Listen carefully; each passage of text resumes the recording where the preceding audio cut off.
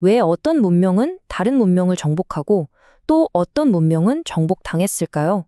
그 반대는 왜 일어나지 않았을까요? 자, 오늘은 역사상 가장 거대하고도 도발적인 질문에 답을 던진 책이죠. 제레드 다이아몬드의 플리처상 수상작 총균쇠의 핵심 아이디어를 한번 제대로 파헤쳐보겠습니다. 재밌는 건요, 이 어마어마한 책이 사실은 굉장히 개인적인 동기에서 시작됐다는 거예요. 제레드 다이아몬드가 1987년에 쌍둥이 아들의 아빠가 됐는데요. 문득 이런 생각이 든 거죠. 잠깐만. 2050년이 되면 내 아들들이 63세가 되겠네? 바로 기후변화 같은 문제들이 우리 삶을 덮칠 바로 그 시점에 말이죠. 아들들의 미래를 걱정하다 보니 인류 전체의 미래, 그리고 그 미래를 만든 과거에 대해 질문을 던지게 된 겁니다. 그래서 그의 시선이 미래에서 아주 짙은 과거로 향하게 됩니다. 그러니까 2050년의 위기를 제대로 이해하려면 무려 13,000년이라는 어마어마한 인류 역사를 통째로 들여다봐야 한다는 거예요. 그 속에 숨어있는 거대한 패턴을 찾아내야만 미래의 해답도 보인다고 생각한 거죠. 이 거대한 탐구의 방아쇠를 당긴 건 뉴기니 친구 얄리가 던진 한마디 질문이었어요. 어떻게 보면 되게 순수한 질문인데 사실은 역사의 전곡을 찌르는 질문이었죠. 왜 당신네 백인들은 그렇게 많은 화물을 만들어서 여기까지 가져왔는데 우리 흑인들은 우리만의 화물이 거의 없죠? 여기서 화물은 단순히 물건이 아니라 기술, 부, 권력 같은 문명의 힘을 상징하는 거잖아요. 이 거대한 불평등은 대체 어디서부터 시작된 걸까요? 사실 수세기 동안 이 질문에 대한 세상의 대답은 솔직히 말해서 끔찍했습니다.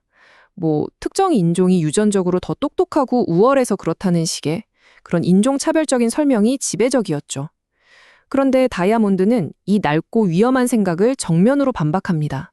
그리고 완전히 새로운, 혁명적인 해답을 제시하죠. 그의 이론의 핵심, 바로 환경 결정론입니다. 아주 간단하게 말하면 이런 거예요. 인류 역사의 불평등을 만든 건 인종의 차이, 그러니까 유전자가 아니라 우리가 발딛고 시작했던 땅, 바로 질이었다는 겁니다. 누가 더 똑똑하고 열등한가의 문제가 아니라 그냥 어떤 환경에서 출발했느냐가 모든 걸 갈랐다는 거죠. 다이아몬드는 역사를 마치 거대한 도미노 게임처럼 설명해요. 모든 것의 시작은 바로 지리적 행운이라는 첫 번째 도미노였습니다. 이 첫 번째 도미노가 딱 넘어지는 순간 그 뒤에 있던 도미노들이 차례차례 거의 필연적으로 쓰러지는 연쇄 반응이 일어났다는 거죠. 자, 그럼 그 도미노가 어떻게 쓰러지는지 한번 따라가 볼까요? 이거 정말 재밌습니다. 모든 건 먹고 사는 문제에서 시작돼요. 첫 번째, 유라시아 대륙은 정말 운이 좋게도 밀, 쌀처럼 작물화하기 쉬운 식물이랑 소, 말처럼 가축으로 만들 수 있는 대형 동물이 널려 있었어요. 이게 바로 안정적인 농업, 그리고 잉여식량이라는 결과를 낳습니다.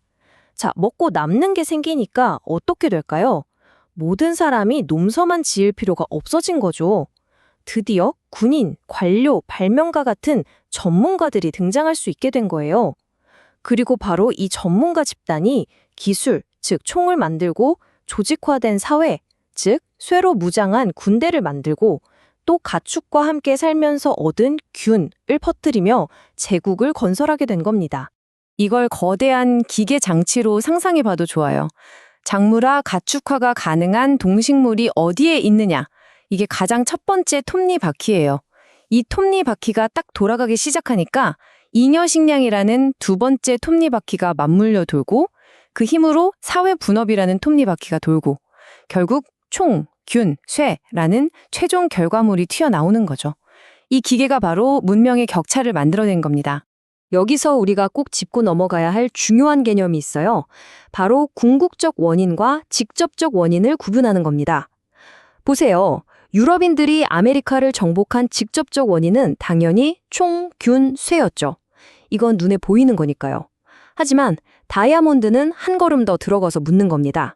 아니, 그래서 왜 하필 유럽인들이 그 총, 균, 쇠를 가질 수 있었냐고. 바로 이 질문에 대한 답, 즉 보이지 않는 궁극적 원인이 바로 지리적 환경에 있었다는 게 이 책의 핵심이에요. 그런데요, 이 총, 균, 쇠 중에서 가장 무서웠던 게 뭔지 아세요? 바로 균이었습니다. 유럽인들은 수천 년 동안 가축이랑 같이 살면서 온갖 질병에 대한 면역력을 키웠잖아요. 근데 그들이 엄긴 천연두 같은 병균들이 면역력이 전혀 없던 아메리카 원주민들에게는 그야말로 재앙이었어요. 원주민 인구의 최대 95%가 이 병 때문에 사라졌다고 하니까요. 이건 뭐 총이나 칼은 비교도 안 되는 보이지 않는 대량 살상 무기였던 거죠. 자, 그런데 여기서 또 한 가지 궁금증이 생겨요. 아니, 농업 자체는 아메리카나 다른 대륙에서도 독립적으로 시작되지 않았나? 맞아요. 그런데 왜 유독 유라시아 대륙에서만 발전 속도가 거의 폭발적으로 빨랐을까요? 다이아몬드가 내놓은 대답은 정말 기발합니다. 바로 대륙의 모양 때문이라는 거예요. 지도를 한번 보세요. 유라시아는 동서로 길쭉하게 뻗어 있죠. 같은 위도상에 있으니까 기후가 거의 비슷해요. 그러니까 중동에서 개발된 밀 농사 기술이 유럽이나 중국까지 거의 고속도로를 타고 달리듯이 쫙 퍼져나갈 수 있었던 겁니다.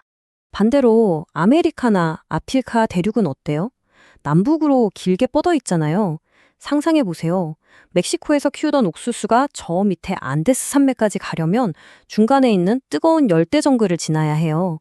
기후가 완전히 다르니까 작물이 적응을 못하는 거예요. 기술이나 아이디어가 퍼져나가는 길에 거대한 기후 장벽이 떡하니 버티고 있었던 셈이죠. 이러니 확산 속도가 느릴 수밖에요.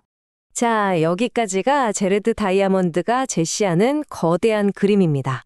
와, 정말 설득력 있지 않나요? 그런데 과연 이 우아하고 멋진 이론이 역사의 모든 것을 설명하는 완벽한 열쇠일까요?